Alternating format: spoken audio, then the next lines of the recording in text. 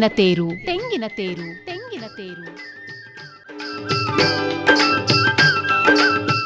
ತೆಂಗಿನ ಬೆಳೆ ಕುರಿತ ಸಮಗ್ರ ಮಾಹಿತಿ ನೀಡುವ ಆಕಾಶವಾಣಿಯ ಸರಣಿ ಕಾರ್ಯಕ್ರಮ.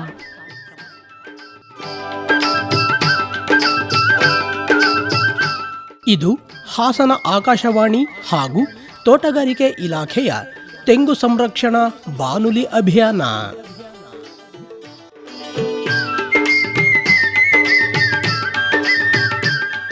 ಆಲಿಸಿ ತೆಂಗಿನ ತೇರು ತೆಂಗಿನ ತೇರು ತೆಂಗಿನ ತೇರು.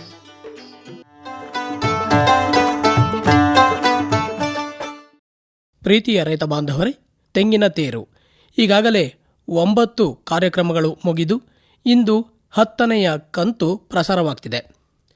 ಇದುವರೆಗೆ ಇಲಾಖೆಯ ಅಧಿಕಾರಿಗಳು ಈ ಕಾರ್ಯಕ್ರಮದಲ್ಲಿ ತೆಂಗಿನ ಬೇಸಾಯಕ್ಕೆ ಸಂಬಂಧಪಟ್ಟ ಹಾಗೆ ತೆಂಗನ್ನು ಸೂಕ್ತವಾಗಿ ನಿರ್ವಹಣೆ ಮಾಡುವ ಕ್ರಮಗಳ ಕುರಿತಂತೆ ಹಾಗೆಯೇ ಉತ್ತಮವಾದಂತಹ ಬೇಸಾಯ ಕ್ರಮಗಳನ್ನು ಅಳವಡಿಸಿಕೊಳ್ಳುವ ಕುರಿತಂತೆ ಸಾಕಷ್ಟು ವಿಚಾರಗಳನ್ನು ನಮ್ಮ ಈ ಕಾರ್ಯಕ್ರಮದಲ್ಲಿ ಹಂಚಿಕೊಂಡಿದ್ದಾರೆ. ಪ್ರತಿ ಕಾರ್ಯಕ್ರಮದಂತೆ ಈ ಕಾರ್ಯಕ್ರಮದಲ್ಲಿಯೂ ಕೂಡ ಕೊನೆಯಲ್ಲಿ ಮಾಹಿತಿಗೆ ಪೂರಕವಾದಂತಹ ಪ್ರಶ್ನೆಯನ್ನು ಕೇಳಲಾಗುತ್ತೆ. ಸರಿಯಾದಂತಹ ಉತ್ತರವನ್ನು ಬರುವ ಬುಧವಾರದ ಒಳಗಾಗಿ ನಮ್ಮ ನಿಲಯವನ್ನು ತಲುಪುವ ಹಾಗೆ ಬರೆದು ಕಳುಹಿಸಿಕೊಡಬೇಕು. ಸಾಕಷ್ಟು ಜನ ರೈತ ಬಾಂಧವರಲ್ಲಿ ಒಂದು ಗೊಂದಲವಿದೆ. ನಾವು ಸರಿ ಉತ್ತರವನ್ನು ಬರೆದರೂ ಕೂಡ ನಮ್ಮ ಪತ್ರವನ್ನು ಕಾರ್ಯಕ್ರಮದಲ್ಲಿ ಅಳವಡಿಸ್ಕೊಳ್ತಾ ಇಲ್ಲ ಅಥವಾ ನಮ್ಮ ಹೆಸರನ್ನು ಪ್ರಕಟಣೆ ಮಾಡ್ತಾ ಇಲ್ಲ ಅಂಥೇಳಿ ಮತ್ತೊಮ್ಮೆ ತಮ್ಮ ಗಮನಕ್ಕೆ, ನಿಗದಿತ ದಿನದ ಒಳಗಾಗಿ ಬರದೇ ಇರುವ ಪತ್ರಗಳನ್ನು ನಾವು ಯಾವುದೇ ಕಾರಣಕ್ಕೂ ಕಾರ್ಯಕ್ರಮದಲ್ಲಿ ಅಳವಡಿಸಿಕೊಳ್ಳಲು ಸಾಧ್ಯ ಆಗೋದಿಲ್ಲ.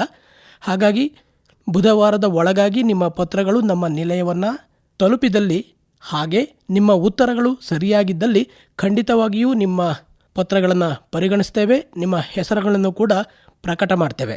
ಹಾಗಾಗಿ ಬರುವ ಬುಧವಾರದ ಒಳಗಾಗಿ ನಿಲಯವನ್ನು ತಲುಪುವ ಹಾಗೆ ಕಳುಹಿಸಿಕೊಡಿ. ಜೊತೆಗೆ ಕಾರ್ಯಕ್ರಮವನ್ನು ಆಲಿಸಿಕೊಂಡು ಪ್ರಯೋಜನವನ್ನು ಮಾಡಿಕೊಳ್ಳಿ. ಇಂದಿನ ಈ ಕಾರ್ಯಕ್ರಮದಲ್ಲಿ ತೆಂಗಿನಲ್ಲಿ ಅಂತರ ಬೇಸಾಯ ಹಾಗೂ ಪ್ರಮುಖ ಅಂತರ ಬೆಳೆಗಳು ಈ ಕುರಿತಂತೆ ಬೇಲೂರಿನ ತೋಟಗಾರಿಕೆ ಇಲಾಖೆಯ ಹಿರಿಯ ಸಹಾಯಕ ತೋಟಗಾರಿಕಾ ನಿರ್ದೇಶಕರಾದ ಕೆ.ಬಿ. ಸತೀಶ್ ಅವರೊಂದಿಗಿನ ಸಂದರ್ಶನವನ್ನು ಪ್ರಸಾರ ಮಾಡ್ತಿದ್ದೇವೆ. ಕಾರ್ಯಕ್ರಮವನ್ನು ಆಲಿಸ್ಕೊಳ್ಳಿ, ಪ್ರಯೋಜನವನ್ನು ಮಾಡಿಕೊಳ್ಳಿ, ಅನುಕೂಲವನ್ನು ಮಾಡಿಕೊಳ್ಳುವುದರ ಜೊತೆಗೆ ಕಾರ್ಯಕ್ರಮದಲ್ಲಿ ಕಡೆಯಲ್ಲಿ ಕೇಳಲಾಗುವ ಪ್ರಶ್ನೆಗೆ ಸರಿಯಾದಂತಹ ಉತ್ತರವನ್ನು ಬರೆದು ಕಳುಹಿಸಿಕೊಡಿ.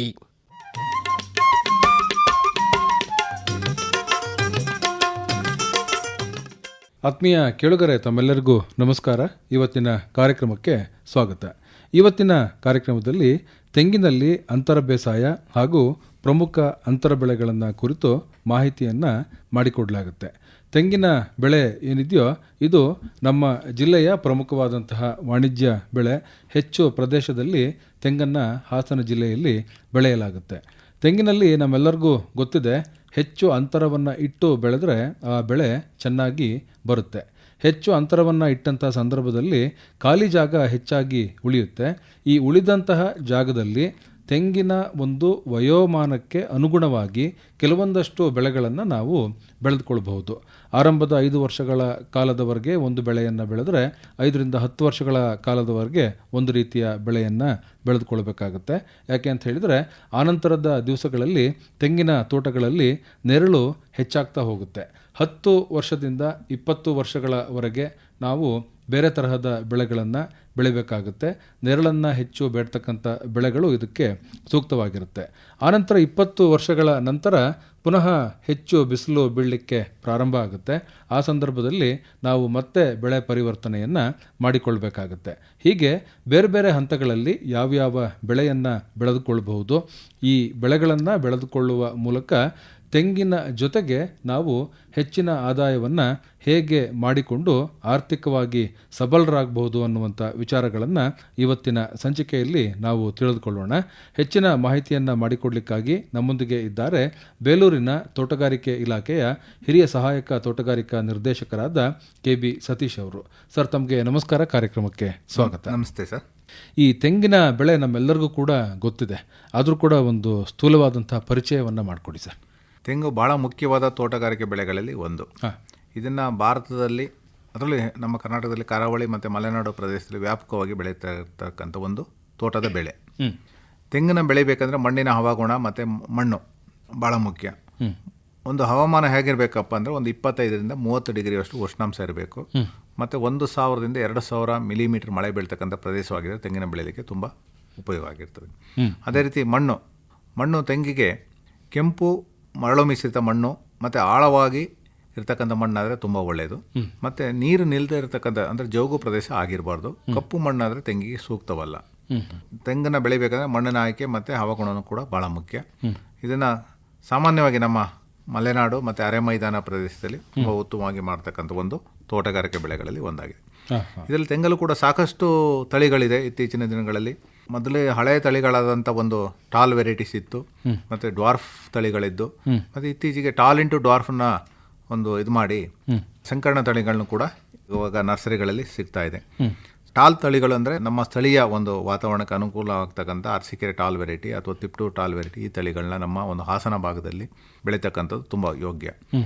ಅದೇ ರೀತಿ ಗಿಡಗಳನ್ನ ನೆಡಬೇಕಾದ್ರೆ ಗಿಡಗಳ ಅಂತರ ಹಿಂದಿನ ಕಾಲದಲ್ಲಿ 10 ಮೀಟರ್ ಇಂಟು 10 ಮೀಟರ್, ಒಂದು ಗಿಡದಿಂದ ಗಿಡಕ್ಕೆ 10 ಮೀಟರ್, ಮತ್ತು ಸಾಲಿಂದ ಸಾಲಿಗೆ 10 ಮೀಟರ್ ಅಂತರದಲ್ಲಿ ಗಿಡಗಳನ್ನ ನೆಟ್ಟು ಬೇಸಾಯ ಮಾಡ್ತಕ್ಕಂಥ ರೂಢಿಯಲ್ಲಿದ್ದ ಪದ್ಧತಿ.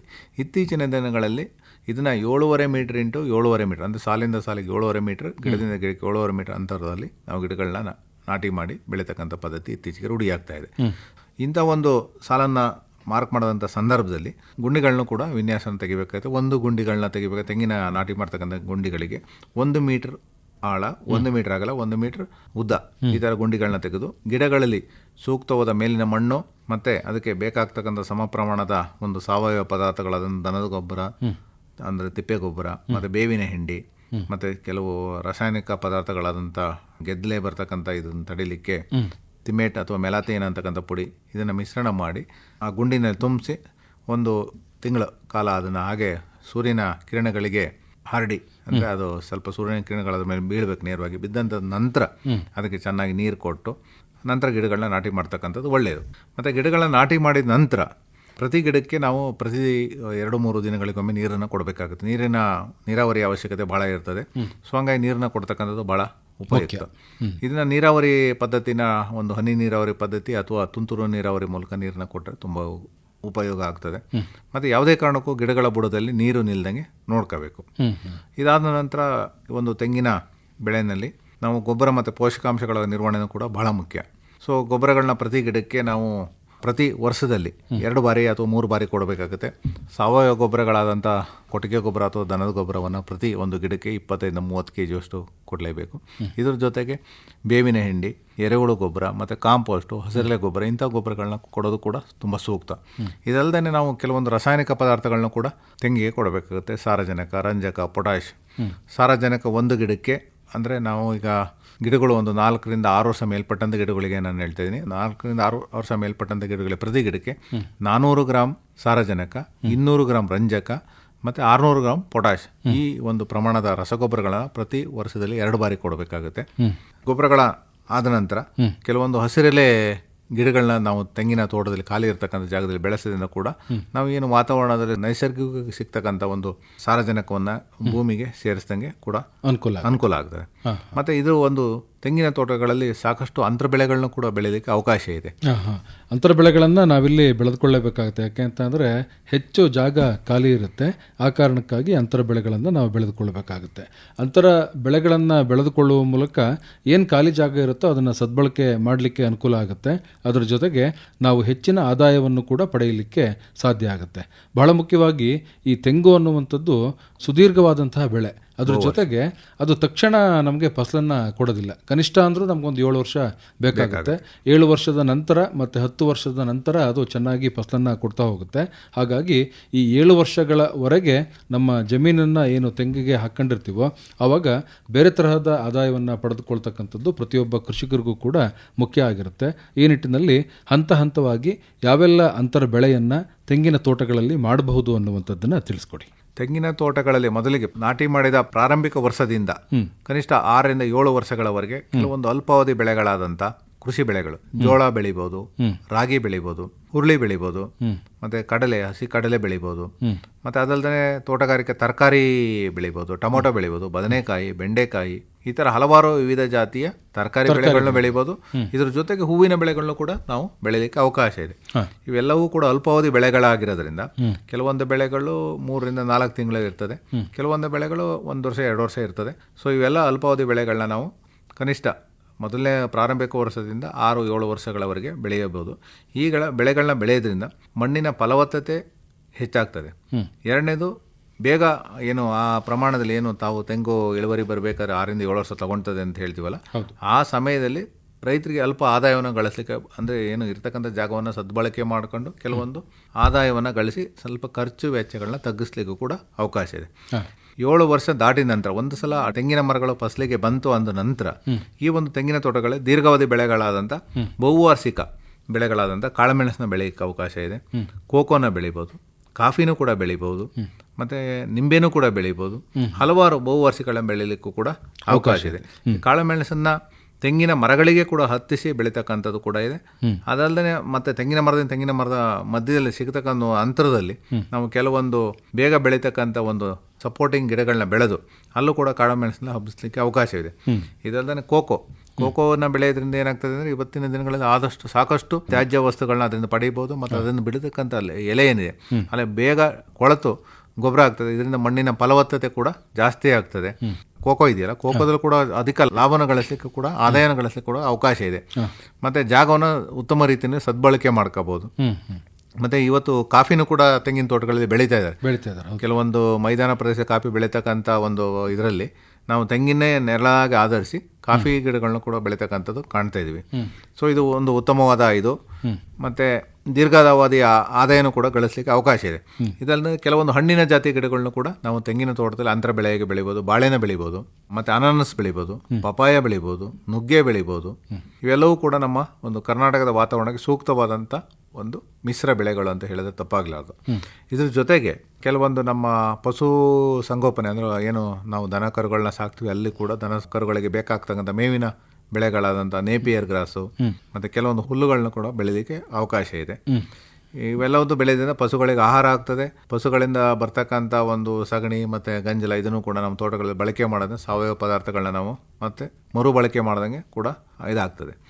ಇಷ್ಟೆಲ್ಲ ಅಲ್ದನೇನೆ ಕೆಲವೊಂದು ಸಾಂಬಾರು ಪದಾರ್ಥಗಳಾದಂಥ ಅಥವಾ ಔಷಧಿ ಬೆಳೆಗಳಾದಂಥ ಅರಿಶಿನ, ಶುಂಠಿ ಇದನ್ನು ಕೂಡ ಬೆಳಿಬೋದು. ಇದ್ರ ಜೊತೆ ಜಾಯಿಕಾಯಿ, ಲವಂಗ, ಚಕ್ಕೆ ಇನ್ನಿತರ ಮಸಾಲೆ ಬೆಳೆಗಳನ್ನು ಕೂಡ ಬೆಳೀಲಿಕ್ಕೆ ಅವಕಾಶ ಇದೆ.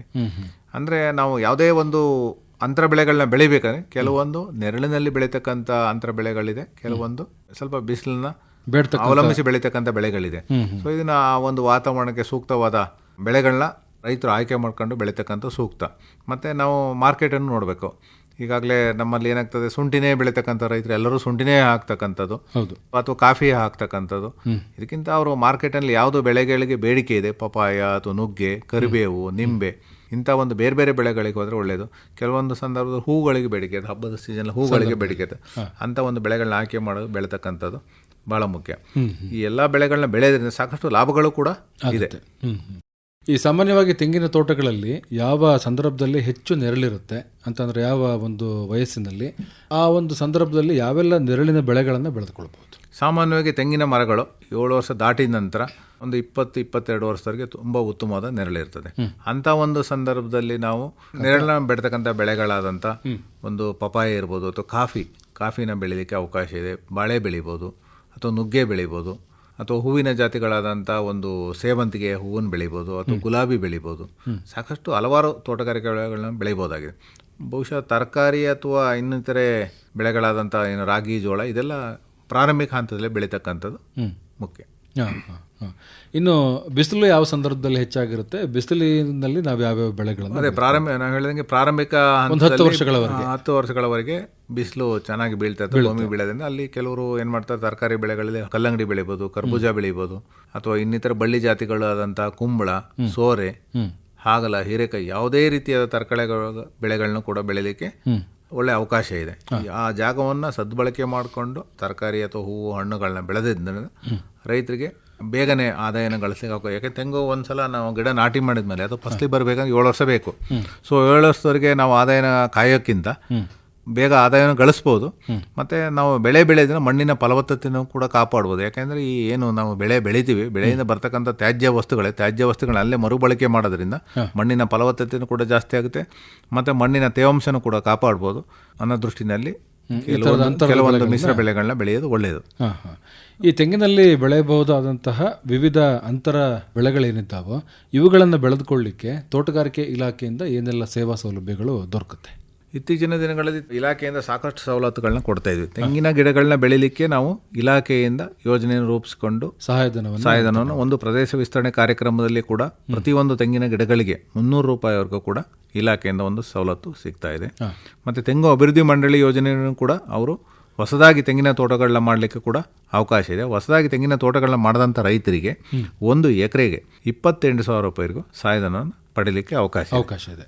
ಅದೇ ರೀತಿ ತೆಂಗಿನ ಗಿಡಗಳನ್ನ ನಾಟಿ ಮಾಡಿದ ನಂತರ ಅದರಲ್ಲಿ ಬೆಳೀತಕ್ಕಂಥ ಅಂತರ ಬೆಳೆಗಳಿಗೂ ಕೂಡ ನಾವು ಪ್ರೋತ್ಸಾಹಧನವನ್ನು ಕೊಡ್ತಾ ಇದ್ದೇವೆ.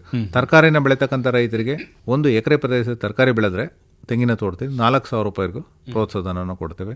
ಅದರ ಜೊತೆಗೆ ನೀರಾವರಿ ಪದ್ಧತಿ, ಹನಿ ನೀರಾವರಿ ಅಥವಾ ತುಂತುರು ನೀರಾವರಿ ಅಳವಡಿಸಿಕೊಂಡ್ರೆ ಅಂಥ ರೈತರಿಗೂ ಕೂಡ 90% ನೀರಾವರಿ ಪದ್ಧತಿಗಾಗಿ ಸಹಾಯಧನವನ್ನು ಕೊಡ್ತಾ ಇದ್ದೇವೆ. ಮತ್ತು ತೆಂಗಿನ ತೋಟಗಳಲ್ಲಿ ಏನೋ ಒಂದು ಸಸ್ಯ ಸಂರಕ್ಷಣಾ ಔಷಧಿಗಳಿರ್ಬೋದು ಅಥವಾ ಲಘು ಪೋಷಕಾಂಶಗಳಿರ್ಬೋದು, ಇವುಗಳ ಬಳಕೆಗೂ ಕೂಡ ನಾವು ಇಲಾಖೆಯಿಂದ ಸವಲತ್ತನ್ನು ನೀಡ್ತಾ ಇದ್ದೇವೆ. ಹೀಗೆ ವಿವಿಧ ಬೆಳೆಗಳನ್ನು ಬೆಳೆದುಕೊಳ್ಳಿಕ್ಕೆ ತೋಟಗಾರಿಕೆ ಇಲಾಖೆಯಿಂದ ಸಾಕಷ್ಟು ಪ್ರೋತ್ಸಾಹಧನ ಹಾಗೂ ಬೇರೆ ಬೇರೆ ತರಹದ ಯೋಜನೆಗಳು ಕೂಡ ಇದ್ದಾವೆ. ಹೀಗೆ ತೆಂಗಿನಲ್ಲಿ ನಾವು ಅಂತರ ಬೆಳೆಗಳನ್ನು ಬೆಳೆದುಕೊಳ್ಳುವ ಮೂಲಕ ಏನೆಲ್ಲ ಲಾಭವನ್ನು ಮಾಡ್ಕೋಬಹುದು? ತೆಂಗಿನ ತೋಟದಲ್ಲಿ ಬೆಳೀತಕ್ಕಂಥ ಅಂತರ ಬೆಳೆಗಳಿಂದ ಒಂದು ಭೂಮಿಯನ್ನು ಸಮರ್ಪಕ ಬಳಕೆಯನ್ನು ಮಾಡಿಕೊಳ್ಳಲಿಕ್ಕೆ ಅವಕಾಶ ಇದೆ. ಹೌದು. ಮತ್ತು ಎರಡನೇದು ಒಂದು ಏನು ಇಳುವರಿನ ಬೇಗ ಪಡೆಯೋದ್ರಿಂದ, ಅಂದರೆ ತರಕಾರಿ ಬೆಳೆಗಳು, ಹಣ್ಣಿನ ಬೆಳೆಗಳು ಇಳುವರಿ ಬರೋದ್ರಿಂದ ಪ್ರಾರಂಭಿಕ ವರ್ಷಗಳಲ್ಲಿ ರೈತರ ಆದಾಯವನ್ನು ಹೆಚ್ಚಿಸಲಿಕ್ಕೆ ಅವಕಾಶ ಇದೆ. ಬಹಳ ಮುಖ್ಯವಾಗಿ ತೆಂಗಿನ ತೋಟಗಳನ್ನ ಬರೀ ತೆಂಗಿನ ಬೆಳೆನೇ ಬೆಳೆದಂಥ ಸಂದರ್ಭದಲ್ಲಿ ಖಾಲಿ ಇರ್ತಕ್ಕಂಥ ಜಾಗದಲ್ಲಿ ಕಳೆಗಳು ಬೆಳೀತಕ್ಕಂಥದ್ದು ಜಾಸ್ತಿ. ಸೊ ಈ ಕಳೆಗಳನ್ನ ನಿಯಂತ್ರಣ ಮಾಡಲಿಕ್ಕೋಸ್ಕರ ಈ ಅಂತರ ಬೆಳೆಗಳನ್ನ ಬೆಳೆದ್ರೆ ಒಳ್ಳೆಯದು. ಇವು ಬೆಳೆಯೋದ್ರಿಂದ ಮಣ್ಣಿನ ಫಲವತ್ತತೆ ಉತ್ತಮವಾಗ್ತದೆ. ಮತ್ತು ಇದೆಲ್ಲದೂ ಕೂಡ ಮಾಡೋದ್ರಿಂದ ಕಳೆ ಬೆಳೆದು ಅಥವಾ ಬೇರೆ ಒಂದು ಇದು ಅನುಪಯುಕ್ತ ಗಿಡಗಳು ಬೆಳೆದಂಥ ಸಂದರ್ಭದಲ್ಲಿ ಒಂದು ಬೇಸಿಗೆನಲ್ಲಿ ಬೆಂಕಿ, ಹಾವಳಿ ಅಥವಾ ಈ ಥರ ಏನಾರು ಅಪಾಯಗಳಿಂದ ನಾವು ಅಲ್ಲಿ ಯಾವಾಗಲೂ ಜಮೀನಿನ ಬಗ್ಗೆ ಎಚ್ಚರಿಕೆ ಇರೋದ್ರಿಂದ ಇವುಗಳ ಅನಾಹುತಗಳನ್ನ ತಪ್ಪಿಸ್ಲಿಕ್ಕೂ ಕೂಡ, ಅಪಾಯವನ್ನು ತಪ್ಪಿಸ್ಲಿಕ್ಕೂ ಕೂಡ ಅವಕಾಶ ಇದೆ. ಸೊ ಈ ಒಂದು ಹಿನ್ನೆಲೆಯಲ್ಲಿ ಆದಷ್ಟು ರೈತರು ಏನು ಲಭ್ಯ ಇರತಕ್ಕಂಥ ಜಾಗವನ್ನು ಬಳಕೆ ಮಾಡಿಕೊಂಡು ಬೇರೆ ಬೇರೆ ತೋಟಗಾರಿಕೆ ಬೆಳೆಗಳನ್ನ ಅಂತರ ಬೆಳೆಯಾಗಿ ಬೆಳೆದಿದ್ದೇ ಆದರೆ ಅವರ ಆದಾಯನೂ ಹೆಚ್ಚಿಸ್ಬೋದು, ಖರ್ಚುನೂ ಕಡಿಮೆ ಮಾಡ್ಬೋದು, ಮತ್ತು ಮಣ್ಣಿನ ಫಲವತ್ತತೆಯೂ ಕೂಡ ಕಾಪಾಡ್ಕೋಬೋದು. ಜಮೀನು ಸುಮ್ಮನೆ ವೇಸ್ಟ್ ಆಗಿ ಬಿಡದಂಗೆ ನೋಡ್ಕೋಬಹುದು. ಅಷ್ಟು ಆರ್ಥಿಕವಾಗಿಯೂ ಕೂಡ ಸಬಲರಾಗಬಹುದು. ಖಂಡಿತವಾಗಿ ಬೇರೆ ಬೇರೆ ಥರದ ಬೆಳೆಗಳನ್ನು ಬೆಳೆದುಕೊಳ್ಳುವ ಮೂಲಕ. ಈ ತೆಂಗಿನಲ್ಲಿ ಅಂತರ ಬೆಳೆಯನ್ನು ಮಾಡ್ತಕ್ಕಂಥ ಸಂದರ್ಭದಲ್ಲಿ ಏನೆಲ್ಲ ಅಂಶಗಳ ಬಗ್ಗೆ ನಮಗೆ ನಿಗಾ ಇರಬೇಕು? ಭಾಳ ಮುಖ್ಯವಾಗಿ ನೀರಿನ ಲಭ್ಯತೆ ನೋಡ್ಕೋಬೇಕಾಗುತ್ತೆ. ನಾವು ನೀರಿನ ಒಂದು ಲಭ್ಯತೆ ಆಧಾರದ ಮೇಲೆ ನಾವು ಕೆಲವೊಂದು ಗಿಡಗಳನ್ನ ಆಯ್ಕೆ ಮಾಡ್ಕೋ. ಈಗ ಬಾಳೆ ಬೆಳಿಬೇಕು ಅಥವಾ ಶುಂಠಿ ಬೆಳೆಯುವಂಥ ಸಂದರ್ಭದಲ್ಲಿ ನೀರಿನ ಲಭ್ಯತೆ ಜಾಸ್ತಿ ಬೇಕಾಗುತ್ತೆ. ಎರಡನೇದು ಗಿಡಗಳ ಅಂತರನೂ ಕೂಡ ಭಾಳ ಮುಖ್ಯ. ನಾವು ಇರ್ತಕ್ಕಂಥ ಏನು ಜಾಗದಲ್ಲಿ ಗಿಡದಿಂದ ಗಿಡಕ್ಕೆ ಎಷ್ಟು ಅಂತರನ ಕಾಪಾಡ್ಕೋಬೇಕು ಅಥವಾ ಸಾಲಿಂದ ಸಾಲಿಗೆ ಎಷ್ಟು ಅಂತರನ ಕಾಪಾಡೋ, ಅದು ಭಾಳ ಗಮನದಲ್ಲಿ ಇಟ್ಕೋಬೇಕಾಗುತ್ತೆ. ಮತ್ತು ನೀರಾವರಿ ವ್ಯವಸ್ಥೆನೇ ಯಾವ ಒಂದು ಪದ್ಧತಿ, ಹನಿ ನೀರಾವರಿನ ಅಥವಾ ತುಂತುರು ನೀರಾವರಿನ ಅಥವಾ ಕಾಲುವೆ ಮಾಡಿ ನೀರು ಹಾಯಿಸ್ತಕ್ಕಂಥದ್ದು, ಸ್ಥಳೀಯವಾಗಿ ಮಾಡ್ತಕ್ಕಂಥ ಪದ್ಧತಿನೂ, ಯಾವ ನೀರಾವರಿ ಪದ್ಧತಿನ ಅಳವಡಿಸ್ಬೇಕಂತ ಕೊಡೋದು ಭಾಳ ಮುಖ್ಯ. ಮತ್ತು ಮೂರನೇದಾಗಿ ನಾವು ಮಿಶ್ರ ಬೆಳೆಗಳನ್ನು ಬೆಳೆದಂಥ ಸಂದರ್ಭ ಪೋಷಕಾಂಶಗಳ ನಿರ್ವಹಣೆನೂ ಕೂಡ ಗಮನ ವಹಿಸಬೇಕಾಗುತ್ತೆ. ಯಾಕೆಂದರೆ ಎಷ್ಟು ಪೋಷಕಾಂಶಗಳ ಬಳಕೆ ಆಗುತ್ತೆ, ಎಷ್ಟು ಅವಶ್ಯಕತೆ ಇದೆ, ಅದನ್ನು ಕೂಡ ಗಮನದಲ್ಲಿಟ್ಟು ಮಾಡಬೇಕು. ಮತ್ತು ಕೆಲವೊಂದು ಸಂದರ್ಭದಲ್ಲಿ ಮಣ್ಣು ಪರೀಕ್ಷೆನೂ ಕೂಡ ಮಾಡಿಕೊಂಡು ಅದರ ಆಧಾರದ ಮೇಲೆ ನಾವು ಪೋಷಕಾಂಶಗಳನ್ನ ಗಿಡಗಳಿಗೆ ನೀಡ್ತಕ್ಕಂಥದ್ದು ಒಳ್ಳೆಯದು. ಮತ್ತು ಕೆಲವೊಂದು ಸಂದರ್ಭದಲ್ಲಿ ಕೀಟ ರೋಗ ನಿರ್ವಹಣೆ ಬಗ್ಗೆನೂ ಕೂಡ ಗಮನದಲ್ಲಿಟ್ಟುಕೊಂಡು ಯಾವ ರೋಗ ಬಂದಾಗ, ಯಾವ ಕೀಟ ಬಂದಾಗ ಯಾವ್ಯಾವ ಸಸ್ಯ ಸಂರಕ್ಷಣಾ ಔಷಧಿಗಳನ್ನ ಸಿಂಪಡಣೆ ಮಾಡಬೇಕನ್ನೋದು, ಇಷ್ಟೆಲ್ಲ ವಿಚಾರಗಳನ್ನ ಗಮನದಲ್ಲಿಟ್ಕೊಂಡು ಅಂತರ ಬೆಳೆಗಳನ್ನ ಆಯ್ಕೆ ಮಾಡ್ಕೊಂಥದ್ದು ಸೂಕ್ತ. ತೆಂಗಿನ ತೋಟದಲ್ಲಿ ಅನೇಕ ಕೃಷಿಕರು ಅಂತರ ಬೆಳೆಯನ್ನು ಮಾಡುವ ಮೂಲಕ ಸಾಕಷ್ಟು ಲಾಭಗಳನ್ನು ಕೂಡ ಮಾಡ್ಕೊಂಡಿದ್ದಾರೆ. ಆ ಥರದೊಂದಷ್ಟು ಉದಾಹರಣೆಗಳನ್ನು ಹೇಳ್ಬೋದು? ಇತ್ತೀಚಿನ ದಿನಗಳಲ್ಲಿ ನಾವು ಅರಸೀಕೆರೆ ಭಾಗದಲ್ಲಿ ಬಣವರ ಹೋಬಳಿ ವ್ಯಾಪ್ತಿಯಲ್ಲಿ ಶ್ರೀನಿವಾಸ್ ಅಂತ ಇದ್ದಾರೆ. ಅವರು ತೆಂಗಿನ ತೋಟದಲ್ಲಿ ಕೋಕೋ ಗಿಡಗಳನ್ನ ಹಾಕೊಂಡಿದ್ದಾರೆ. ಇನ್ನೊಬ್ರು ಕೋರ್ನಹಳ್ಳಿ ಅಂತಕ್ಕಂಥ ಒಂದು ಗ್ರಾಮದಲ್ಲಿ ಅವರು ನುಗ್ಗೆ ಗಿಡಗಳನ್ನ ಹಾಕೊಂಡಿದ್ದಾರೆ. ಮತ್ತೆ ಇನ್ನು ಮಲ್ದೇವಿಳಿ ಮಂಜುನಾಥ್ ಅಂತಿದ್ರೆ ಅವರು ಜಾಯಿಕಾಯಿ, ಲವಂಗ, ನಿಂಬೆ ಈ ತರ ಗಿಡಗಳನ್ನ ಹಾಕೊಂಡಿದ್ದಾರೆ. ಕೆಲವರು ಅಡಿಕೆನೂ ಕೂಡ ಹಾಕಿರ್ತಕ್ಕಂಥ, ಇತ್ತೀಚಿನ ಅಡಿಕೆನ ತುಂಬಾ ಹಾಕ್ತಾ ಇದ್ದಾರೆ ರೈತರು. ತೆಂಗಿನ ತೋಟಗಳು ತೆಂಗಿನ ಜೊತೆಗೆ ಅಡಿಕೆ ಬೆಳಿಬಾರ್ದು ಅಂತ ಹೇಳಿ ತಾವೇ ಶಿಫಾರಸ್ ಮಾಡ್ತಾರೆ? ಹೌದು, ನಾವು ಖಂಡಿತವಾಗಿ ಶಿಫಾರಸ್ ಮಾಡ್ತೀವಿ. ಯಾಕಂದ್ರೆ ತೆಂಗು ಮತ್ತೆ ಅಡಿಕೆ ಎರಡು ಒಂದೇ ಜಾತಿ ಬೆಳೆಗಳು, ಗಿಡಗಳು. ಮತ್ತೆ ತೆಂಗು ತೋಟದಲ್ಲಿ ಅಡಿಕೆ ಬೆಳೆದಾಗ ಅಡಿಕೆ ಗಿಡಗಳು ಸದೃಢವಾಗಿ ಬೆಳೆಯೋದಿಲ್ಲ. ಅಡಿಕೆ ಗಿಡ ಏನಪ್ಪ ಅಂದರೆ ನೇರವಾಗಿ ಒಂಥರ ವೀಕ್ ಇರ್ತದೆ, ಗಿಡಗಳ ಕಾಂಡ ತುಂಬ ವೀಕ್ ಇರ್ತದೆ. ಮತ್ತು ಹೆಚ್ಚು ಬಿಸಿಲು ಬೇಕು. ಅಡಿಕೆಗೆ ನೇರವಾಗಿ ಸೂರ್ಯನ ಕಿರಣಗಳು ಬೇಕು. ಹಾಗಾಗಿ ಪೂರ್ತಿ ಅಡಿಕೆ ತೋಟನೇ ಮಾಡಿ ಬೆಳೆದಿರ್ತೀರಿ, ಸಂಪೂರ್ಣವಾಗಿ ಅಂಥ ತೋಟಗಳಿರ್ತಕ್ಕಂಥ ಆರೋಗ್ಯಕರವಾದ ಗಿಡಗಳು ನಮ್ಮ ತೆಂಗಿನ ತೋಟಗಳಲ್ಲಿ ಕಾಣಲಿಕ್ಕೆ ಅವಕಾಶ ಇಲ್ಲ. ಸೊ ಅಡಿಕೆ ತೋಟಗಳಿಗೆ ಮುಖ್ಯವಾಗಿ ನೇರವಾದ ಬಿಸಿಲೇ ಬೇಕು, ನೀರು ಭಾಳ ಮುಖ್ಯ, ಮತ್ತು ಅದೇ ರೀತಿ ಮಣ್ಣಿನ ಫಲವತ್ತತೆಯೂ ಕೂಡ ಮುಖ್ಯ. ಹಾಗಾಗಿ ನಾವು ತೆಂಗಿನ ತೋಟಗಳಲ್ಲಿ ಅಡಿಕೆನ ಶಿಫಾರಸು ಮಾಡೋದಿಲ್ಲ. ಬಟ್ ಇವತ್ತಿನ ಅಡಿಕೆ ಧಾರಣೆಯ ನೋಡಿ ಸಾಕಷ್ಟು ರೈತರು ತೆಂಗಿನ ತೋಟಗಳ ಅಡಿಕೆನೇ ಅಂತರ ಬೆಳೆಗೆ ಬೆಳೀತಕ್ಕಂಥ ಸಾಕಷ್ಟಿದೆ. ಹೀಗೆ ಅನೇಕ ಕೃಷಿಕರು ಮಾಡ್ಕೊಂಡಿದ್ದಾರೆ. ತೆಂಗನ್ನ ನಿರ್ಲಕ್ಷ್ಯ ಅಂತೇಳಿ ಮಾಡಲಿಕ್ಕೆ ಹೋಗಬಾರ್ದು. ತೆಂಗು ಹಾಕಿದ ಮೇಲೆ ಸಾಕಷ್ಟೇ ಅನ್ನುವಂಥ ಮನೋಭಾವ ಕೂಡ ಇರಬಾರ್ದು. ತೆಂಗು ಇವತ್ತು ನಿರ್ಲಕ್ಷ್ಯ ಮಾಡ್ತಕ್ಕಂಥ ರೈತರ ಸಂಖ್ಯೆ ಕಡಿಮೆ ಆಗ್ತದೆ. ಯಾಕಂದ್ರೆ ಇವತ್ತು ತೆಂಗಿನ ದಾಣೆ ಜಾಸ್ತಿ ಆಗ್ತಿದೆ. ನಾವು ಕಳೆದ 1-2 ವರ್ಷಗಳಿಗೆ ಹೋಲಿಸಿದ್ರೆ ಕೊಬ್ಬರಿಗೆ ಕಳೆದ 2 ವರ್ಷಗಳಲ್ಲಿ 11,000-12,000 ಇತ್ತು. ಆವಾಗ ಸರ್ಕಾರದಿಂದ ಮಿನಿಮಮ್ ಸಪೋರ್ಟ್ ಪ್ರೈಸ್ ಕೂಡ ಬೇಕಿತ್ತು. ಇವತ್ತಿನ ದಿನಗಳಲ್ಲಿ ತೆಂಗಿಗೆ ಬೇಡಿಕೆ 30,000-31,000 ರೂಪಾಯಿ ಕೊಬ್ಬರಿ ಧಾರಣೆ ಆಗಿದೆ. ಸೊ ಹಂಗಾಗಿ ತೆಂಗಿನ ಯಾರು ನಿರ್ಲಕ್ಷ್ಯ ಮಾಡ್ತಾ ಇಲ್ಲ. ತೆಂಗಿಗೆ ಕಾಯಿಗೂ ಕೂಡ ಹೆಚ್ಚಿನ ಬೇಡಿಕೆ ಇದೆ. ಮತ್ತು ತೆಂಗಿನಲ್ಲಿ ಸಾಕಷ್ಟು ಉಪ ಉತ್ಪನ್ನಗಳನ್ನ ಮಾಡ್ತಾ ಇದ್ದಾರೆ. ತೆಂಗಿನ ಎಣ್ಣೆಗೆ ಬೇಡಿಕೆ ಇದೆ, ತೆಂಗಿನ ಒಂದು ಪುಡಿ ಅಂದರೆ ತೆಂಗಿನ ಕಾಯಿನ ಪುಡಿ ಅದು ಕೂಡ ಹೆಚ್ಚಿನ ಬೇಡಿಕೆ ಇದೆ. ಹಾಗಾಗಿ ತೆಂಗಿನ ಕೊಬ್ಬರಿ ಎಣ್ಣೆನಲ್ಲೂ ಕೂಡ ಬೇಡಿಕೆ ಇದೆ. ಈಗ ತೆಂಗಿನಲ್ಲಿ ಏನು ಇಳುವರಿ ಕಡಿಮೆ ಆಗಿದೆಯೋ ಅದನ್ನು ಹೆಚ್ಚಳ ಮಾಡುವ ನಿಟ್ಟಿನಲ್ಲಿ ಏನೇನು ಕೆಲಸವನ್ನು ಮಾಡಬೇಕಾಗುತ್ತೆ ಕೃಷಿಕರು? ಬಹಳ ಮುಖ್ಯವಾಗಿ ತೆಂಗಲ್ಲಿ ಇಳುವರಿ ಕಡಿಮೆ ಆಗಲಿಕ್ಕೆ ಕಾರಣ ಇವತ್ತಿನ ಕೀಟ ರೋಗಗಳ ಬಾಧೆ, ಅದೇ ರೀತಿ ನಾವು ನೀರಿನ ಕೊರತೆ, ಮತ್ತೆ ಮಣ್ಣಿನ ಸಂರಕ್ಷಣೆ, ಮತ್ತೆ ಬೆಳೆತಕ್ಕಂಥ ಅಂತರ ಬೆಳೆಗಳು, ಇಷ್ಟು ವಿಚಾರಗಳನ್ನ ಗಮನದಲ್ಲಿಡಬೇಕು. ತೆಂಗಲ್ಲಿ ರೋಗಗಳಂದ್ರೆ ಈಗ ಇತ್ತೀಚಿನ ದಿನಗಳಲ್ಲಿ ಒಂದು ಕಾಂಡ ರಸೋರುವ ರೋಗ ಇದೆ, ಮತ್ತೆ ಕಾಂಡ ಕೊರಕ ಹುಳ ಇದೆ, ಕೆಂಪು ಮೂತಿ ಹುಳ ಅಂತ ಇದೆ. ಇವೆಲ್ಲವನ್ನು ಕೂಡ ನಾವು ಸಸ್ಯ ಸಂರಕ್ಷಣಾ ಔಷಧಿಗಳ ಬಳಕೆ ಮಾಡಿಕೊಂಡು ಇವುಗಳನ್ನ ನಿಯಂತ್ರಣ ಮಾಡ್ತಕ್ಕಂಥದ್ದು ಒಳ್ಳೆಯದು. ಆಮೇಲೆ ಎರಡನೇದು ಪೋಷಕಾಂಶಗಳು. ರೈತರು ಸಾಮಾನ್ಯವಾಗಿ ಪೋಷಕಾಂಶಗಳನ್ನ ಕೊಡೋದಿಲ್ಲ. ತೆಂಗು ಮರ ಅಲ್ವಾ ಇದ್ದಂಗಿರ್ತದೆ, ಅಥವಾ ಆ ಕಡೆ ತಿರುಗಿ ನೋಡೋದಿಲ್ಲ, ಯಾವತ್ತೋ ಒಂದಿನ ಹೋಗಿ ಕಾಯಿ ಬಿದ್ದಂಥ ಕಾಯಿಗಳನ್ನ ಆಯ್ಕೆ ಮಾಡ್ತಕ್ಕಂಥದ್ದು ಸಂಪ್ರದಾಯ. ಸೊ ತೆಂಗಿನ ಮರಗಳಿಗೆ ಸಾಕಷ್ಟು ಪೋಷಕಾಂಶಗಳು ಬೇಕಾಗುತ್ತೆ. ನಾವು ಏನೇ ಗೊಬ್ಬರ ಕೊಡದಿದ್ರು ಒಂದು ಪೊಟ್ಯಾಷ್ ಅಂತಕ್ಕಂಥ ಗೊಬ್ಬರ ತೆಂಗಿನ ಮರಗಳಿಗೆ ಬೇಕೇ ಬೇಕು. ಪೊಟ್ಯಾಷು, ಸಾರಜನಕ, ರಂಜಕ ಪ್ರತಿಯೊಂದು ಗಿಡಕ್ಕೆ 1 kg-ಯಿಂದ 1 kg 200 ಗ್ರಾಮ್ವರೆಗೆ ಪೊಟ್ಯಾಷ್ ಬೇಕಾಗುತ್ತೆ. ಸೊ 400-500 ಗ್ರಾಮ್ ಅಷ್ಟು ನೈಟ್ರೋಜನ್ ಬೇಕಾಗುತ್ತೆ, 200-400 ಗ್ರಾಮ್ ಅಷ್ಟು ರಂಜಕ ಬೇಕಾಗುತ್ತೆ. ಸೊ ಇದನ್ನು ನಾವು ಆದಷ್ಟು ರಾಸಾಯನಿಕ ರೂಪದಲ್ಲಿ ಅಥವಾ ಜೈವಿಕ ಗೊಬ್ಬರದ ರೂಪದಲ್ಲಿ ಕೊಡ್ತಕ್ಕಂಥದ್ದು ಭಾಳ ಮುಖ್ಯ. ಮತ್ತು ನೀರು ಕೂಡ ಏನು ರೈತರು ಅಡಿಕೆ ತೋಟದಲ್ಲಿ ಏನು ಗಮನ ಕೊಡ್ತಾರೆ ಅಷ್ಟು ಗಮನ ತೆಂಗಿನ ತೋಟಗಳಲ್ಲಿ ಗಮನ ಕೊಡೋದಿಲ್ಲ. ನೀರನ್ನು ಕೂಡ ಪ್ರತಿ 4-5 ದಿನಗಳಿಗೊಮ್ಮೆ ತೆಂಗಿನ ತೋಟಗಳಿಗೆ, ತೆಂಗಿನ ಗಿಡಗಳಿಗೆ ನೀರನ್ನ ಕೊಡಲೇಬೇಕು. ಹನಿ ನೀರಾವರಿ ಪದ್ಧತಿನೋ ಅಥವಾ ತುಂತುರು ನೀರಾವರಿನೋ ಅಥವಾ ಕಾಲುವೆ ಮೂಲಕ ಹಾಯಿಸ್ತಾರಲ್ಲ ಆ ನೀರನ್ನ ಕೊಡ್ತಕ್ಕಂಥದ್ದು ಒಳ್ಳೆಯದು. ಹೀಗೆ ತೆಂಗಿನ ತೋಟಗಳನ್ನು ನಾವು ಇನ್ನೊಂದಷ್ಟು ಬಲವರ್ಧನೆಯನ್ನು ಮಾಡಬೇಕಾಗುತ್ತೆ. ಈಗ ತೆಂಗಿಗೆ ಮತ್ತು ಕೊಬ್ಬರಿಗೆ ಏನು ಬೆಲೆ ಇದೆಯೋ ಈ ಬೆಲೆ ಎಲ್ಲಿವರೆಗೂ ದೊರಕಬಹುದು? ಬಹುಶಃ ಈಗ ಕಳೆದ 1-1.5 ವರ್ಷದಿಂದ ನಾವು ಗಮನಿಸ್ತಾ ಇದ್ವಿ, ತೆಂಗಿನ ಧಾರಣೆ ಅಥವಾ ತೆಂಗಿನ ಕಾಯಿ ಧಾರಣೆ ಅಥವಾ ತೆಂಗಿನ ಕೊಬ್ಬರಿ ಧಾರಣೆ ಕಡಿಮೆ ಆಗ್ತಿಲ್ಲ, ದಿನ ಹೆಚ್ಚಳ ಆಗ್ತಿದೆ. ಮತ್ತು ಕೊಬ್ಬರಿನಲ್ಲಿ ಬರ್ತಕ್ಕಂಥ ಕೊಬ್ಬರಿ ಎಣ್ಣೆ ಇರ್ಬೋದು ಅಥವಾ ಕಾಯಿ ಎಣ್ಣೆ, ತೆಂಗಿನಕಾಯಿ ಎಣ್ಣೆ ಹೆಚ್ಚಿನ ಬೇಡಿಕೆ ಅಂತೂ ಇದೆ ಸರ್ ಮಾರುಕಟ್ಟೆನಲ್ಲಿ. ರೈತರು ಕೂಡ ಸಾಕಷ್ಟು ಇವತ್ತು ಆರೋಗ್ಯ ದೃಷ್ಟಿಯಿಂದ ತೆಂಗಿನಕಾಯಿ ಎಣ್ಣೆನ ಬಳಸ್ತಾ ಇದ್ದಾರೆ. ನಮಗೆ ಏನು ತೆಂಗಿನ ವರ್ಜಿನ್ ಕೋಕೋನಟ್ ಆಯಿಲ್ ಅಂತ ಏನು ಹೇಳ್ತೀವಿ, ಅದು ಮಾರ್ಕೆಟಲ್ಲಿ ಸಾಕಷ್ಟು ಬೇಡಿಕೆ ಇರತಕ್ಕಂಥ ಒಂದು ಪದಾರ್ಥ. ತೆಂಗಿನ ಬಗ್ಗೆ ಮತ್ತು ತೆಂಗಿನಲ್ಲಿ ಬೆಳೆಯಬಹುದಾದಂಥ ಅಂತರ ಬೆಳೆಗಳ ಬಗ್ಗೆ ಅಂತಿಮವಾಗಿ ಏನು ಹೇಳಲಿಕ್ಕೆ ಇಷ್ಟಪಡ್ತಾರೆ ಸರ್? ತೆಂಗಿನ ಬೆಳೆ ಬಗ್ಗೆ ಹೇಳಬೇಕಂದ್ರೆ ತೆಂಗು ಇವತ್ತು ಉತ್ತಮ ಲಾಭ ಕೊಡ್ತಾ ಇರ್ತಕ್ಕಂಥ ಒಂದು ತೋಟಗಾರಿಕೆ ಬೆಳೆಗಳಲ್ಲಿ ಒಂದು. ಎರಡನೇದು, ನಾವು ತೆಂಗಿನ ತೋಟಗಳಲ್ಲಿ ಫಸಲು ಬರೋಕ್ಕೆ ಕಾಯಕ್ಕೆ ಅಂತ ಮುಂಚೆ ಅಂದರೆ 6-7 ವರ್ಷ ಕಾಯೋ ಬದಲಾಗಿ ಅದರಲ್ಲಿ ಅಂತರ ಬೆಳೆಗಳನ್ನ ಬೆಳೆದಿದ್ದೇ ಆದರೆ ರೈತರು ಅಲ್ಲಿ ಲಭ್ಯ ಇರತಕ್ಕಂಥ ಜಾಗವನ್ನು ಸದ್ಬಳಕೆ ಮಾಡಿಕೊಂಡು ಅಲ್ಲಿ ಬೆಳೀತಕ್ಕಂಥ ತೋಟಗಾರಿಕೆ ಬೆಳೆಗಳ ಅದರಿಂದ ಆದಾಯನೂ ಕೂಡ ಗಳಿಸ್ಬೋದು. ಮತ್ತು ಆದಾಯದ ಜೊತೆಗೆ ಅವರು ಭೂಮಿಯ ಮಣ್ಣಿನ ಗುಣಮಟ್ಟ ಮತ್ತು ಫಲವತ್ತತೆಯನ್ನು ಹೆಚ್ಚಿಸಲಿಕ್ಕೆ ಕೂಡ ಅವಕಾಶ ಇದೆ. ಈ ಒಂದು ದೃಷ್ಟಿನಲ್ಲಿ ತೆಂಗಿನ ಒಂದನೇ ಅವಲಂಬಿತ ಆಗದೆ ಬೇರೆ ಬೇರೆ ಮಿಶ್ರ ಬೆಳೆಗಳನ್ನ ಬೆಳೆದು ತೆಂಗಿನ ಕೂಡ ಹೆಚ್ಚಿನ ಗಮನ ವಹಿಸಿ ನಿಗಾ ವಹಿಸ್ತಕ್ಕಂಥದ್ದು ಬಹಳ ಮುಖ್ಯ. ತೆಂಗಿನ ಬಗ್ಗೆ, ತೆಂಗಿನ ಬೆಳೆಯ ಬಗ್ಗೆ ಇನ್ನೂ ಹೆಚ್ಚಿನ ಮಾಹಿತಿ ಬೇಕು ಅಂತ ಹೇಳಿದರೆ ತಮ್ಮನ್ನು ಸಂಪರ್ಕ ಮಾಡ್ತಕ್ಕಂಥದ್ದು ಹೇಗೆ? ನಾನು ಸತೀಶ್ ಅಂತೇಳಿ ಹಿರಿಯ ಸಹಾಯಕ ತೋಟಗಾರಿಕೆ ನಿರ್ದೇಶಕನ ಬೇಲೂರು ತಾಲೂಕಿನಲ್ಲಿ ಕಾರ್ಯನಿರ್ವಹಿಸ್ತಾ ಇದ್ದೀನಿ. ನನ್ನ ಸಂಪರ್ಕ ಮಾಡ್ಬೋದು ದೂರವಾಣಿ ಮೂಲಕ. ನನ್ನ ದೂರವಾಣಿ ಸಂಪರ್ಕ ಸಂಖ್ಯೆ 9442389920. ಮತ್ತೊಮ್ಮೆ ಸಂಪರ್ಕ ಸಂಖ್ಯೆಯನ್ನು ಹೇಳಿ. 9442389920. ಒಳ್ಳೆಯದು. ಕೆ ಬಿ ಸತೀಶ್ ಅವರೇ, ಇವತ್ತಿನ ಕಾರ್ಯಕ್ರಮದಲ್ಲಿ ತೆಂಗಿನಲ್ಲಿ ಅಂತರ ಬೇಸಾಯ ಹಾಗೂ ಪ್ರಮುಖ ಅಂತರ ಬೆಳೆಗಳನ್ನು ಕುರಿತು ವಿವರವಾದಂಥ ಮಾಹಿತಿಯನ್ನು ನಮ್ಮ ಕೇಳುಗರಿಗೆ ಮಾಡಿಕೊಟ್ರಿ. ತಮಗೆ ಧನ್ಯವಾದಗಳು. ನಮಸ್ಕಾರ. ನಮಸ್ತೆ ಸರ್. ಇದುವರೆಗೆ ತೆಂಗಿನಲ್ಲಿ ಅಂತರ ಬೇಸಾಯ ಹಾಗೂ ಪ್ರಮುಖ ಅಂತರ ಬೆಳೆಗಳು ಈ ಕುರಿತಂತೆ ಬೇಲೂರಿನ ತೋಟಗಾರಿಕೆ ಇಲಾಖೆಯ ಹಿರಿಯ ಸಹಾಯಕ ತೋಟಗಾರಿಕಾ ನಿರ್ದೇಶಕರಾದ ಕೆ.ಬಿ. ಸತೀಶ್ ಅವರೊಂದಿಗಿನ ಸಂದರ್ಶನ ಕೇಳಿದಿರಿ.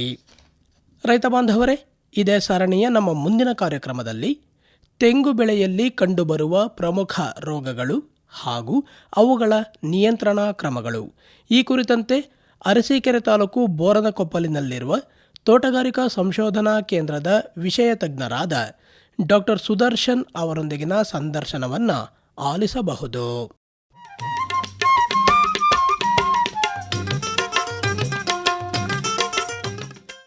ರೈತ ಬಾಂಧವರೇ, ಈಗಾಗಲೇ ತೆಂಗಿನ ತೇರು ಬಾನುಲಿ ಸರಣಿ 9 ಕಂತುಗಳನ್ನು ಮುಗಿಸಿ ಇಂದು 10ನೇ ಕಂತು ಬಿತ್ತರವಾಯಿತು. ಇಂದಿನ ಕಾರ್ಯಕ್ರಮದಲ್ಲಿ ಬೇಲೂರಿನ ತೋಟಗಾರಿಕೆ ಇಲಾಖೆಯ ಹಿರಿಯ ಸಹಾಯಕ ತೋಟಗಾರಿಕಾ ನಿರ್ದೇಶಕರಾದ ಕೆ.ಬಿ. ಸತೀಶ್ ಅವರು ತೆಂಗಿನಲ್ಲಿ ಅಂತರ ಬೇಸಾಯ ಹಾಗೂ ಪ್ರಮುಖ ಅಂತರ ಬೆಳೆಗಳ ಕುರಿತಂತೆ ಸಾಕಷ್ಟು ಮಾಹಿತಿಗಳನ್ನು ಮಾಡಿಕೊಟ್ರು. ತಾವೀಗ ನಿರೀಕ್ಷಿಸುತ್ತಿರುವ ಸಮಯವನ್ನು ಗಮನಿಸಿಕೊಂಡು ಮಾತನಾಡ್ತಾ ನಾವು ಕಳೆದ ಸಂಚಿಕೆಯಲ್ಲಿ ಕೇಳಿದಂತಹ ಪ್ರಶ್ನೆ, ಅದಕ್ಕೆ ಸರಿಯಾದಂತಹ ಉತ್ತರ ಹಾಗೂ ಸರಿ ಉತ್ತರವನ್ನು ಬರೆದು ಕಳುಹಿಸಿರುವ ಶ್ರೋತೃಗಳ ಹೆಸರುಗಳನ್ನು ಪ್ರಕಟಿಸುವ ಸಮಯ, ಹಾಗೇನೆ ಲಾಟರಿ ಮೂಲಕ ವಿಜೇತರಾಗುವ ಶ್ರೋತೃಗಳು ಯಾರು ಅಂಥೇಳಿ ಎಲ್ಲರ ನಿರೀಕ್ಷೆ. ಗಮನಿಸ್ಕೊಳ್ಳಿ, ನಾವು ಕಳೆದ ವಾರ ಕೇಳಿದಂತಹ ಪ್ರಶ್ನೆ, ಯಾವ ರೀತಿಯ ಮಣ್ಣು ತೆಂಗನ್ನು ಬೆಳೆಯಲು ಸೂಕ್ತ ಅಂಥೇಳಿ. ಸರಿಯಾದಂತಹ ಉತ್ತರ ಮರಳು ಮಿಶ್ರಿತ ಕೆಂಪು ಮಣ್ಣು ಇಲ್ಲವೇ ಕೆಂಪು ಮಣ್ಣು. ಪ್ರಶ್ನೆ ಹಾಗೂ ಉತ್ತರವನ್ನು ಮತ್ತೊಮ್ಮೆ ಗಮನಿಸ್ಕೊಳ್ಳಿ. ಯಾವ ರೀತಿಯ ಮಣ್ಣು ತೆಂಗನ್ನು ಬೆಳೆಯಲು ಸೂಕ್ತ ಅಂಥೇಳಿ ನಾವು ಕೇಳಿದಂತಹ ಪ್ರಶ್ನೆಗೆ ಸರಿಯಾದಂತಹ ಉತ್ತರ ಕೆಂಪು ಮಣ್ಣು ಇಲ್ಲವೇ ಮರಳು ಮಿಶ್ರಿತ ಕೆಂಪು ಮಣ್ಣು. ತುಂಬ ಜನ ರೈತ ಬಾಂಧವರು ಹಾಗೂ ಕೇಳುಗರು ಸರಿಯಾದಂತಹ ಉತ್ತರವನ್ನು ಬರೆದು ಕಳುಹಿಸಿದ್ರಿ. ಆದರೆ ನಿಗದಿತ ದಿನದ ಒಳಗಾಗಿ ನಮ್ಮ ಕೈ ಸೇರಿದಂತಹ ಸರಿ ಉತ್ತರವನ್ನು ಬರೆದಿರುವ ಶ್ರೋತೃಗಳ ಹೆಸರುಗಳನ್ನು ಈಗ ಹೇಳ್ತಾ ಇದ್ದಾವೆ. ಹಾಗೇನೆ ಲಾಟರಿ ಮೂಲಕ ವಿಜೇತರಾಗುವ ಶ್ರೋತೃಗಳು ಯಾರು ಅನ್ನೋದನ್ನು ನೋಡೋಣ.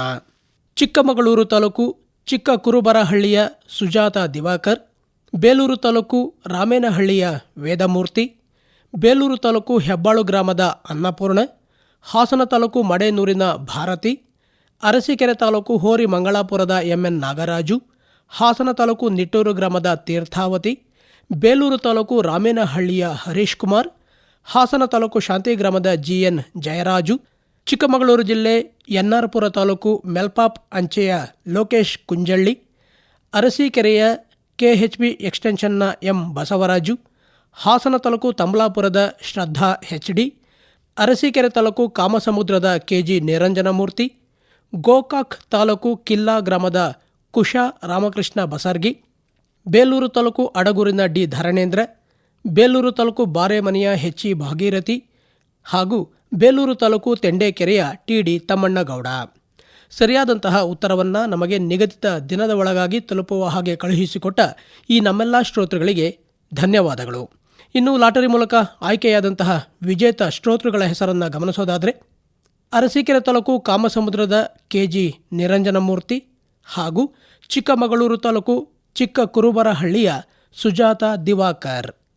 ಕೆಜಿ ನಿರಂಜನಮೂರ್ತಿ ಹಾಗೂ ಸುಜಾತ ದಿವಾಕರ್ ಅವರಿಗೆ ಅಭಿನಂದನೆಗಳು.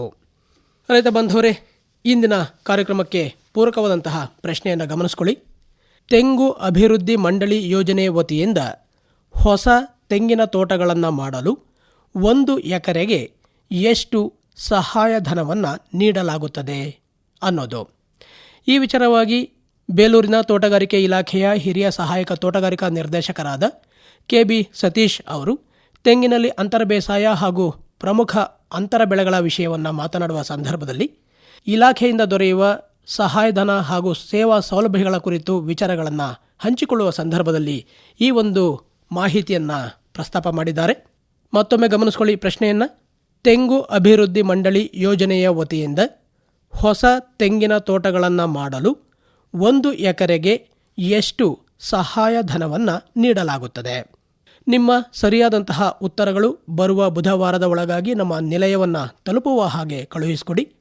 ನೀವು ನಿಮ್ಮ ಪತ್ರಗಳನ್ನು ಕಳುಹಿಸಲು ನಮ್ಮ ವಿಳಾಸ: ನಿಲಯದ ನಿರ್ದೇಶಕರು, ತೆಂಗಿನತೇರು ಬಾನುಲಿ ಸರಣಿ ಕಾರ್ಯಕ್ರಮ, ಕೃಷಿರಂಗ ಕಿಸಾನ್ವಾಣಿ ವಿಭಾಗ, ಆಕಾಶವಾಣಿ, ಸಾಲಗಾಮೆ ರಸ್ತೆ, ಹಾಸನ 573202. ರೈತ ಬಾಂಧವರೇ, ತಾವು ಪತ್ರವನ್ನು ಬರೆಯುವಾಗ ಮರೆಯದೆ ತಮ್ಮ ಹೆಸರು, ವಿಳಾಸ ಜೊತೆಗೆ ದೂರವಾಣಿ ಸಂಖ್ಯೆಯನ್ನು ನಮೂದಿಸಿ ಕಳುಹಿಸಿಕೊಡಿ. ಹಾಗೆಯೇ ಅಂಚೆ ಕಾರ್ಡಿನಲ್ಲಿಯೇ ನಿಮ್ಮ ಉತ್ತರಗಳನ್ನು ಕಳುಹಿಸಿ.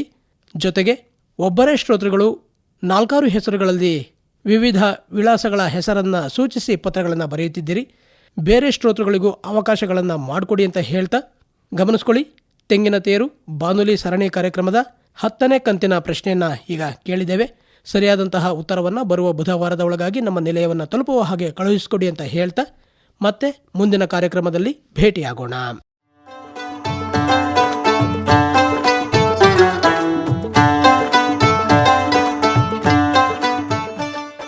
ಇದುವರೆಗೆ ತೆಂಗಿನ ತೇರು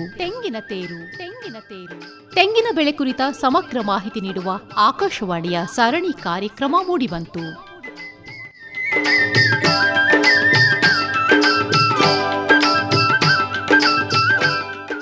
ಇದು ಹಾಸನ ಆಕಾಶವಾಣಿ ಹಾಗೂ ತೋಟಗಾರಿಕೆ ಇಲಾಖೆಯ ತೆಂಗು ಸಂರಕ್ಷಣಾ ಬಾನುಲಿ ಅಭಿಯಾನ.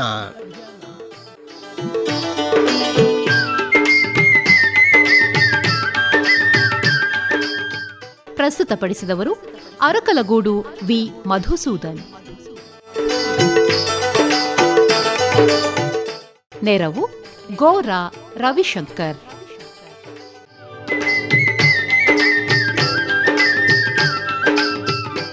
ಈ ಕಾರ್ಯಕ್ರಮ ಆಕಾಶವಾಣಿ ಹಾಸನ ಕೇಂದ್ರದಿಂದ ಮೂಡಿಬಂತು.